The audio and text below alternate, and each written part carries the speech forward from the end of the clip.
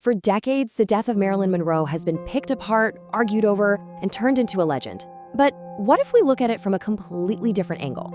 Today, we're diving into an analysis that sees her final hours not just as a tragedy, but as a karmic event, all seen through the unique lens of Vedic astrology. We all know the date, August 5th, 1962, the day the world lost one of its brightest stars. It's a moment that sealed a Hollywood legend in tragedy forever. And yet, that's where the simple facts end, right? This one question has haunted us for over half a century. It's the why and the how that have fueled countless theories and kept the mystery alive.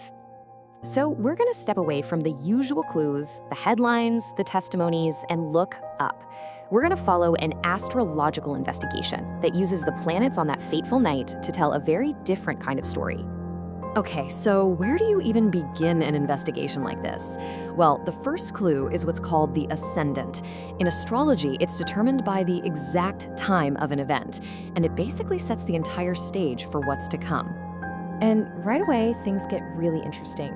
The estimated time of her death puts it on the cusp between two signs. If it's a Cancer ascendant, it points to something deeply private, quiet, vulnerable, a death happening behind closed doors. But if it's a Leo ascendant, that suggests a public drama, something that becomes a huge collective story.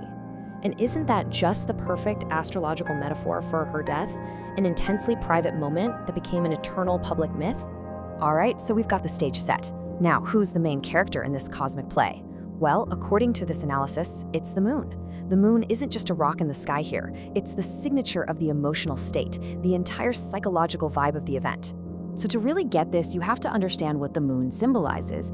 It's all about our deepest sensitivities, our dependencies, this feeling of wanting to dissolve boundaries, and sometimes a powerful urge to escape a reality that's just too painful. This was a huge theme in her life, by the way. Her own birth chart had a really prominent moon. On the night she died, the moon's position is said to have cranked all of these themes up to 11. It created this perfect storm of intense psychological vulnerability and confusion. It would have amplified the effects of any substances and really pushed her consciousness toward a state of, well, escape. The moon was the emotional engine driving everything.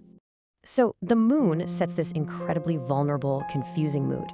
But what actually delivers the final outcome? In Vedic astrology, you look to the three big agents of karma: Saturn, Rahu, and Ketu. First up, we've got Saturn. You can think of Saturn as the great karmic bookkeeper. Its energy is heavy, serious. It's about solitude, endings, and facing the consequences. It's the force that closes a chapter for good. And when you look at her final hours, the fingerprints of Saturn are everywhere. The fact that she was totally alone, that she wasn't answering her phone, the incredible psychological pressure, and reports of her feeling completely abandoned, that is pure Saturn energy playing out. Next is Rahu. Now, if Saturn is about hard, clear endings, Rahu is the complete opposite. It's the fog of mystery. It's all about illusion, confusion, obsession. And really importantly, it's strongly linked to things like pharmaceuticals, excess, and events that are just not clear. And this is where the astrology lines up so closely with the real-world mystery. The official cause of death? A pharmaceutical overdose. The story around it? Full of conflicting testimonies, missing files, contradictions, and all those whispers of manipulation. For a Vedic astrologer, that thick fog of confusion is a classic signature of Rahu. And that brings us to our third karmic player, Ketu. Ketu is the spiritual bookend to Rahu. It represents the final destination, separation, release, the moment the spirit detaches from the physical world. It's the agent of the ultimate let go. You can see Ketu's influence in how it all ended. It happened in silence, in solitude, a moment of absolute vulnerability. It was, in a very real sense, a complete withdrawal from the world, the final dissolution of her path here on Earth. Okay, so we have the emotional state from the moon, and the karmic agents, Saturn, Rahu, Ketu. But of course, no event happens in a vacuum. The analysis also looks at the planet Mars and 3 astrological houses to see the intense pressure cooker environment she was in. So let's talk about Mars. Mars is the planet of conflict, of tension, of aggression. In this chart, Mars didn't cause the death, not at all. Instead, think of Mars as the force that created the battlefield. It set the stage with intense, high-stakes conflict. And wow, does this map directly onto her real life at the time. She was battling with movie studios. She was dealing with sharp personal conflicts. And of course, she was caught up in these incredibly stressful, complicated relationships with some of the most powerful men in the world. Mars absolutely describes that unbearable pressure. And finally, the astrology points to 3 specific houses or areas of life that tell us the where and how. First, the 4th house was active, which means it happened at home, in private.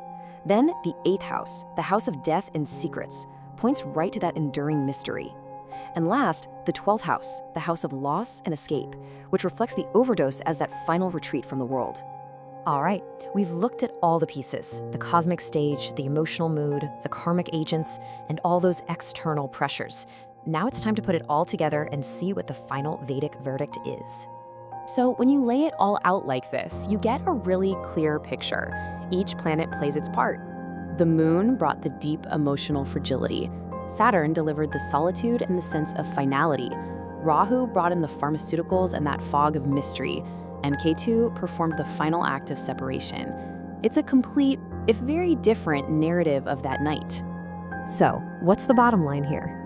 From this Vedic perspective, the chart doesn't point to violence. Instead, it describes this incredibly intense psychological event, a kind of slow, fated dissolving, driven by a perfect storm of karmic forces that ended in a final, lonely retreat from the world. And all of this leaves us with a pretty fascinating question, doesn't it? Looking at this tragedy through a karmic lens, it obviously doesn't change the heartbreaking reality of a life lost too soon. But it makes you wonder, does having a cosmic blueprint change the event itself? Or does it just give us a new language to try and make sense of something that feels incomprehensible?